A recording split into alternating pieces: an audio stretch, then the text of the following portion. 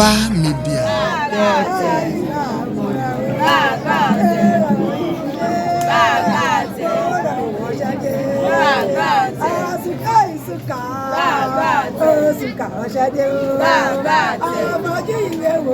Bí ọdún bá báni láyé, dandan ni ká yọ̀ ká dunnú.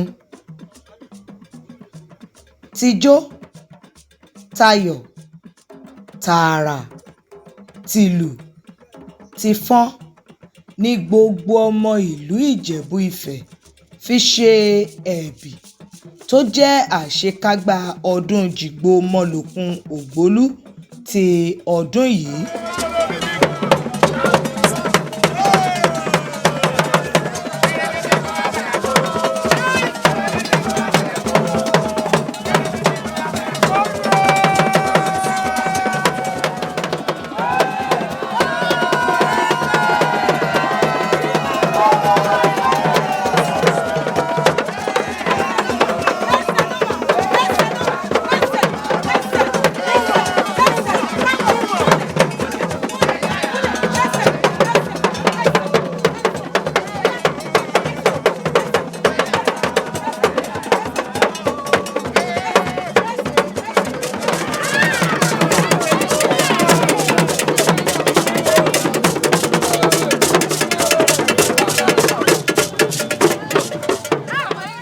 Jìgbò jẹ́ ìkan nínú àwọn òrìṣà ilẹ̀ Yorùbá tí àwọn Ìjẹ̀bú máa ń bọ. Àkọ́kọ́ ìgbésẹ̀ fún ọdún Jìgbò ni ẹrọ̀nà. Lẹ́yìn èyí, àwọn Jìgbò á máa ti ojúlé dé ojúlé láti lọ máa wúre fún àwọn olùgbé ilé gbogbo tí wọ́n bá yà sí.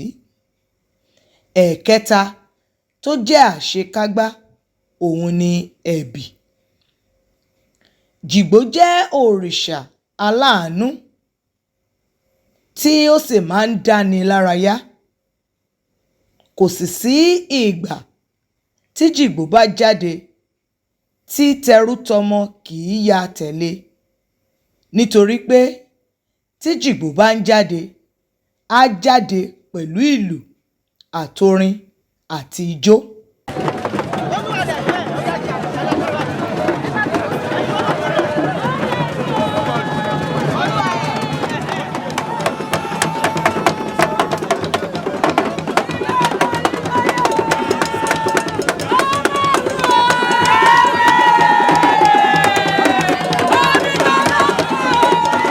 Àwọn ohun àrà ni a rí ní oríṣiríṣi níbi ayẹyẹ ẹ̀bì ti ìlú Ìjẹ̀bú Ifẹ̀ ní ọdún yìí, bíi àwọn tí wọ́n wọ aṣọ lóríṣiríṣi oníwo.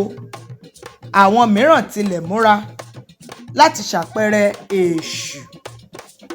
Àwọn Jìgbò wọn ò gbẹ́yìn, wọ́n jáde pẹ̀lú àwọn aṣọ aláràǹbarà.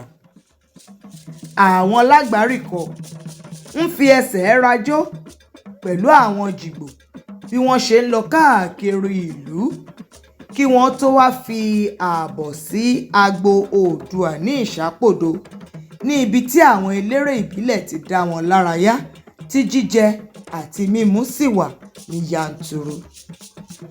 Ó ṣe pàtàkì fún wa láti mọ̀ wípé ṣáájú ọjọ́ ẹ̀bì ni àwọn Jìgbò ti lọ láti ojúlé dé ojúlé láti lọ gba àdúrà ọdún fún àwọn olùgbé ilé gbogbo tí wọ́n yà sí.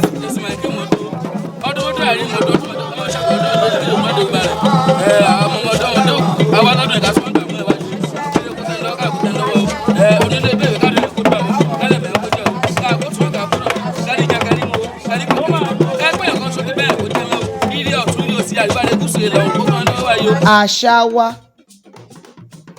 òun ni ohun ìdánimọ̀ wa, òun ni iyì wa, òun ni ohun tí a gbọ́dọ̀ mú lókùnkúndùn tí a sì gbọ́dọ̀ máa gbé lárugẹ lóòrèkóòrè.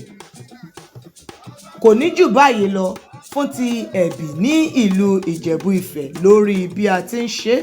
láti ilé-iṣẹ́ Noah Media. Olódùmarè á tọ́jú gbogbo wa. Ojú àṣà kì í ríbi, tàwòdì kì í rọ́ràn, a ò ní rí ìdààmú o. Noah Media.